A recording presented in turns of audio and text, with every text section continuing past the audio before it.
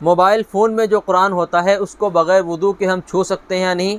تو آپ اس سلسلے میں یہ مسئلہ اچھے سے سمجھ لیں کہ جو عام قرآن ہمارے گھروں میں ہوتا ہے اس کو ہم بغیر وضو کے نہیں چھو سکتے، ہاتھ نہیں لگا سکتے۔ موبائل فون پر جو قرآن کریم ہے اس میں اختلاف ہے علماء کرام کا۔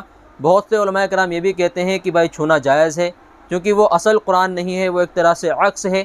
جیسے ہم آئینے کے سامنے آ جائیں، وہ ایک عکس ہوتا ہے انسان کا، اصل انسان آئینے کے اندر نہیں ہوتا۔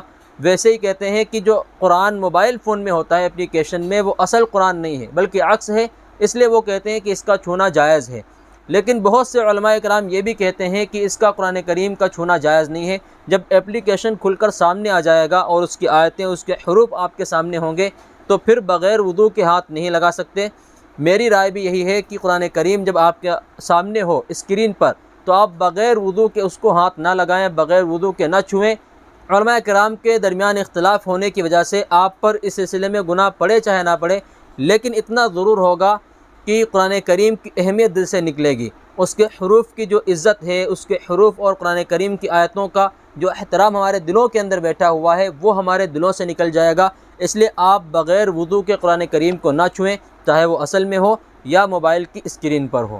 اللہ تعالی ہم سب کو ان باتوں پر عمل کی توفیق عطا فرمائے اور صحیح بات سمجھنے کی توفیق عطا فرمائے۔ السلام علیکم ورحمۃ اللہ وبرکاتہ۔